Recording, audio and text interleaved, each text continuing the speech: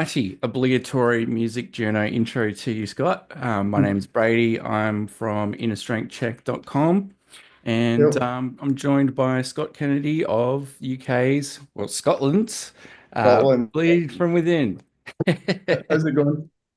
Great, mate. How are you? What time is it over there? It is 11:30 a.m. Ah, nice, nice. Well, 11:33. And Yeah. how have things been for you lately? You guys look like you've got a lot. Oh, no, Yeah, you're right. listen, I'm just closing these curtains because it's the sun is shining right in my eyes. Sorry. Sorry, You're right. sorry about that. You're right. The weather's there's another surprise for Scotland. The weather's so good you gotta Yeah. draw the curtains. We've actually had it quite good recently. I mean, it's not exactly warm, but it's very sunny. Oh, that's awesome. Great Yeah. to hear. And also great to hear has been your guys' run of recent successes. I mean, you've just done a slew of interviews. I'm probably near last of the cab off You're the the last rank. one. Yep, awesome. Lucky last. So you guys have had a lot of successes lately. So you've got Zenith coming out in a few days. And then looks like shortly after that, you've got a run of tour dates with, I believe, Trivium and Bullet for My Valentine. Yeah, that's right. Yeah, it starts in 3 weeks in the Awesome. U. Yeah. So how's everything feeling now that the album recording process has been finished and that's all wrapped up? Like, what's the sort of the general feeling in the band at the moment? Oh, I think just relief, you know. I feel like this record Yeah. took quite some time to write and record, and I'm just relieved that it's finally coming out. You know, I believe this to be the best record we've ever written. Like I know that every band will say that about every record they ever release, but I genuinely feel this is the best body of work that we've ever done, and I'm just so excited for people to hear it because we've not even released the best songs from this record yet as the singles. Track Mm, one, the opening track on the record is, I think, the best song we've ever written, and it's not been a single for this record so far. mm. And that one starts off, I mean, there's no pretense with that one. It's just straight out the gate. It's pretty fast, pretty heavy. So, yeah, yeah. That was the plan, you know, like I'm just getting bored of, like, you know, an album starting with a big epic intro that just takes too long to get into. You know, most of the time Yep. if I'm listening to metal, I'm listening to metal for a reason. I want to hear something heavy and fast, and I want it ASAP, you Yep. know, and Yep. most of the time I'll skip intros and stuff. So yeah, we're just so let's just start the record straight off the bat. Let's just get into it like heavy, fast, Mm. and yeah, And I feel that's like what. Zenith kind of keeps that throughout. Like having had I'm lucky enough that I've been able to get an advanced listen, and Um, yeah, and one of the perks of the job, even though it's basically unpaid, but yeah. But but on that note, the album itself, like it carries through with like it's quite up tempo. yeah. As you were saying before, even in comparison to some of your other work, even recent stuff, which I feel has been faster. This is like you can feel that pace throughout. Was that kind of intention for you guys with writing Zenith? Was that kind of in mind to have an album that was just kind of back to back, wall to wall, bit more non-stop, or Yeah, I mean, definitely. Like, well, so basically, this sort of adds on to another part of the story. But there's, um, this album was originally called Zero, and it was sort of about, oh, it was a fresh start. It never used to be called Zenith. It was called Zero up until quite recently, actually. Um, it was sort of about us going back to our roots, going back to square one, you know, and mm, writing music that we love and writing music that we enjoy just because, you know, like sort of going back to our roots and thinking about like we are, sorry, one second, I can hear my child crying. I'm a new father and she's only like oh, 5 weeks old and I'll be back in one second. I just want yeah, to check no she's, worries, all good. sorry about that, mate. I just That's all wanted to right. Okay. She's with my wife, but I just wanted because she was crying, I just wanted to check she was okay. Yeah, what was I saying? Yeah, so the album was originally called Zero, and it was sort of about us going back to our roots and writing music that we loved, you know, like because I feel like when you get quite long into your career, you can go quite off kilter and just not be authentically yourself is what I'm trying to say, you know. And Mm. not that we have done that in the past, but I feel like the plan was to just go back to our roots and just write a heavy, fast record. Yeah. And then just when we were in the recording process, Linkin Park released their record called From Zero. And we were Mm. like, yeah, we need to change our record now. We need to change our album name now. So Yeah. we landed on Zenith, and I'm quite grateful we have because I think Zenith is just a cooler album name. So Mm. yeah, I'm Mm. glad about that. Even the thematic difference between the two, like zero implies like starting off or starting fresh again, whereas Zenith is more like, expressing something at its peak. And as you Yeah, said, you exactly. mentioned it's your favorite album so far. So 100%. yeah, Yeah. And it's also about like realizing that we've still got a long way to go. You know, like Zenith won't be the best record that we've ever written. Like we will write. There's one thing that we pride ourselves on, and it's releasing. You know, we'll never release a record if it's not as good as the one previous. You know, I feel like, and it's sort of about that as well. It's like I think it's the best of Bleach Within up until this point, but it will not be the best record that we'll ever write. fantastic. So you guys are always looking to kind of use yourselves as a yardstick, but always trying to one up yourselves kind of thing. Exactly, yeah. Like we've been a band. God, we've been a band for 20 years now, man, Mm. and I feel like this is just the beginning of the band, to be honest with you. Mm. And it would feel that way too, I guess, with it'll be interesting for you guys, I think, on the live circuit with this because you'll be bringing a new material to a show with Trivium and Bullet for My Valentine, and I think a lot of people might not realize that you guys had released Humanity and Empire and Uprising around the same time. A lot of people were probably still getting into bands like Trivium and Bullet for My Yeah, Valentine. So does yeah, it feel like you guys are really hitting like a kind of a late stride in that respect? I guess it kind of does, yeah. But to be honest with you, man, as well, see, back then we certainly weren't ready to be doing tours like this. But when we started the band, we were just kids. We were really, really, really young, and we weren't ready for touring and stuff like that. Whereas now I Mm. feel like we're more prepared. Like we're a much better live band. We're just a better band in general. We're more mature. We're more ready for this now than we ever have been. So I feel like the time is right. Mm. Do you think that that maturity might also reflect with the differences in the songwriting as well? 100%, yeah. Mm. Mm. Mm. I So feel like you're mm. always growing with that stuff as well, aren't you? Like if when you're like the older you get and the more mature you get, everything that you do in life will sort of like what am I trying to say? Everything that you do in your life up to that point will sort of grow and mature with you, you know? And I Mm. feel like that really comes through in our music. Mm. And I can hear it in the new album too, because it's definitely a lot. It definitely is not saying that your other work isn't mature, but I can hear that like that maturation and that extra thought put into it. And on that respect too, just with regards to the production, you guys have had so many people involved in this too. I mean, you've had Nolly, you've had Josh from Silosis, Rabea Masada probably butchered that. You know? It's Dan sad. Well from Six. So you've had a lot of guest introductions and a lot of music luminaries involved in the production side of it too.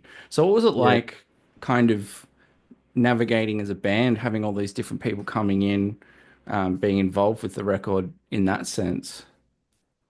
Um, I mean, everyone that you just mentioned are extremely talented people, so they can only, give something positive to the record, But for me personally, I recorded the vocals of Dan Weller. I don't really take a lot to do with the music side of things, like Mm, that all comes from like Gunzi and Stephen and Ali in the band, and but the vocals, I recorded the vocals with Dan Weller, and oh, the guy's a genius. Like I've been a huge fan of his work since I was a kid. He played in a band still does play in a band called Sixth. yeah, Who, when I fantastic was band. Oh man, when I was growing up in high school and stuff, I loved that band. The And Trees Dan, Are Dead and Dried, that album. oh man, Yeah, that was the record that got me into them when I was yeah. young. Like such an incredible band, and I've always wanted to work with him. He's an incredible producer. He's just got such a good ear for music and like melody and stuff. Like I mean, Mm. have to write six songs, like they're Oh fucking God, insane. yeah. Yeah, And absolutely. Yeah. so yeah, to record with him and like give him my ideas and hear what he would do with them and like his just ear for melody and stuff was just oh, it was such an amazing experience to record with him and also one of my really good friends and I trust him as well. I think that's another big thing for me when Mm, recording. Because like I need to feel comfortable. I need to be around because I don't know, I can't speak for every vocalist, but for me it's quite a, you know, like quite a sensitive thing, you know, like to go in a recording studio and start screaming or singing in front of someone, you mm. certainly need to feel comfortable around them in order to bring out the best in you, you know. And luckily, Dan's one of my really good friends, so it was definitely quite a comfortable environment. And yeah, just I think I'll probably use Dan to record every record from now on because I had such a good experience. Awesome. There we go. That's a bit of bread in his basket, Yeah, bit of income for him. And exactly.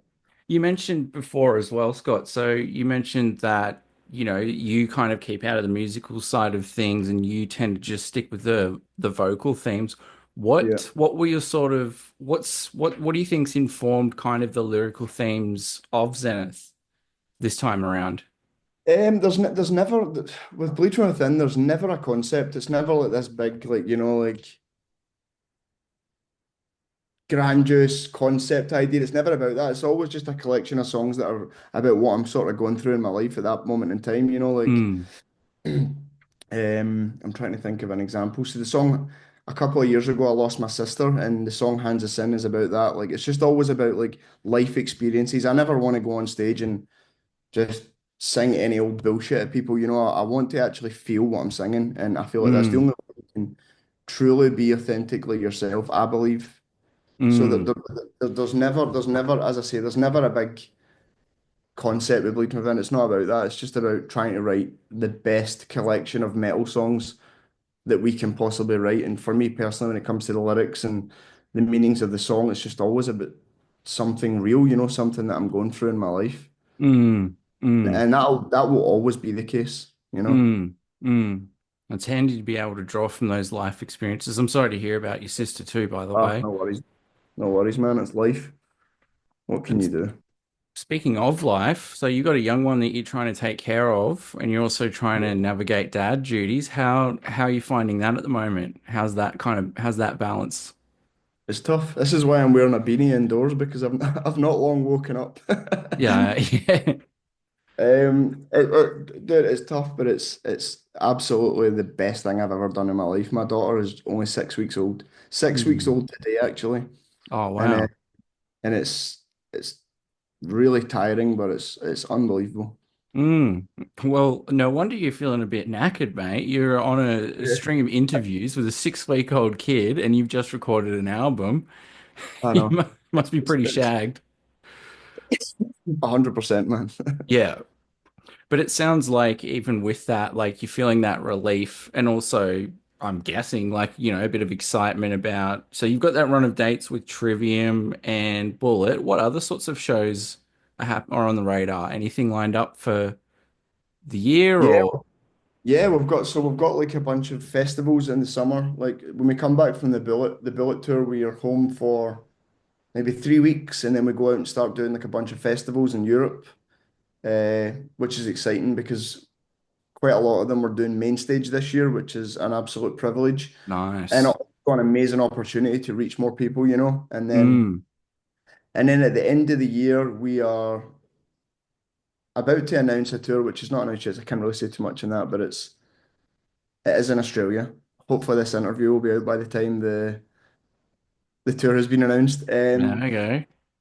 And we're also doing a UK Europe headline tour, and it's the biggest headline tour we've ever done up to this point. So we're doing there's like this really famous venue in Glasgow called the Barrowlands, Mm, an old ballroom, and it's our dream since we started this band was to play that room. Like it's like only a 2,000 cap room or something, but it's it's just not about that. It's like this venue is the heart and soul of the Glasgow music scene. It means the mm, world. Anyone from Scotland in general that loves music, this venue means the world to them. And our mm, dream, when we started this band, our dream was to just play that venue and we're headlining it at the end of this year on our headline tour. But not only that, we sold it out so fast that we're doing 2 nights, which is Wow.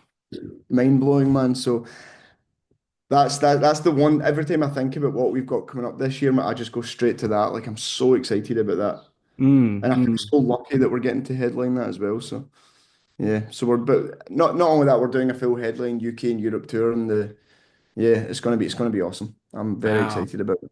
That's so Yeah. good, man. And can you walk me through a little bit about the current state of the Glasgow scene? I mean, I've been getting a lot of press releases from a lot of great bands. There's a lot of great Scottish bands out there. Glasgow in particular has a pretty healthy scene. Is there Yeah. anyone that you would recommend folks listen to from any Glaswegian bands? Yeah, there's an incredible Glasgow metal band called Centralia. They're Mm, like really good friends of ours. All the guys in that band have sort of been in the Glasgow music scene as long as we have, like throughout that whole time in different bands. But this new band they're called, it's not really a new band, they've been going for a few years now, but they're called Centralia and they are unbelievable. I don't even think they've played a show outside of Scotland, but they really should be. They should be on the map. They are honestly so good. So everyone needs to check out Centralia. awesome. Awesome. Yeah. And look, I know times are tough. Times are really tough at the moment economically for everyone, right? Like talking about Australian tours or even touring, cost of living crisis. People are really a lot of folks out there in positions similar to ourselves, vocalist or writing, that sort of thing, Yeah. um, trying to maintain that kind of creative passion, that fire. What sort of advice would you give to someone who is looking to get into, say, metal vocals or to be a vocalist for a metal band? What kind of advice for, say, a young person that is on the fence about it, especially in these kinds of, rough economic times? Do you have any kind of points or tips in general for any of the young listeners out there that are thinking, yeah, look, I kind of want to get into it, but I'm not really sure. I mean,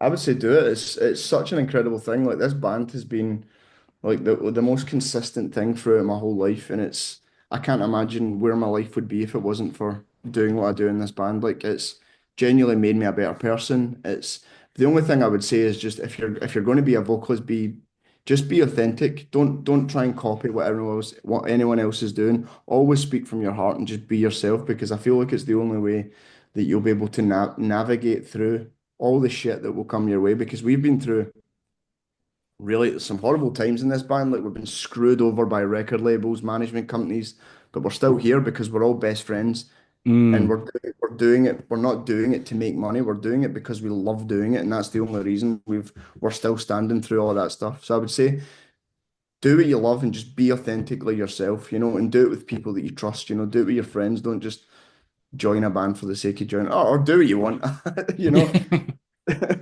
But that's the only advice I feel like I'm in a position to give anyone. I don't really feel like I'm in a position to give anyone any advice, but if I was to, I would say just be yourself, enjoy it and be authentic. I couldn't think of a more perfect. That's perfectly quotable to wrap this Oh, interview up, perfect. mate. Awesome. So Sorry, man. Half the time I wasn't even sure what I was saying because I could hear my kid crying in the background. no, no, that's fine, man. I think you did great. You did great. And going back to your own advice, you're yourself, you're authentic, and that's what matters, yeah? Awesome. Well, I'm going to let you rest up and get a bit of a reprieve from having a gas bag and answer questions from guys with podcast mics. Thanks No, so it's much all good. for joining me on your morning. And we look forward to, I actually am really looking forward to, I'm anticipating a really big reaction with the latest album. So Oh, I'm looking hope so. forward to see how it pans out and the rest, as mentioned before. Well, thank you very much, man. I appreciate you having me on and helping us promote this new record. So thank you so much, man. Not a problem, mate. Anytime. You take care. Cool, dude. See you later, man. Take it easy. See ya. Bye.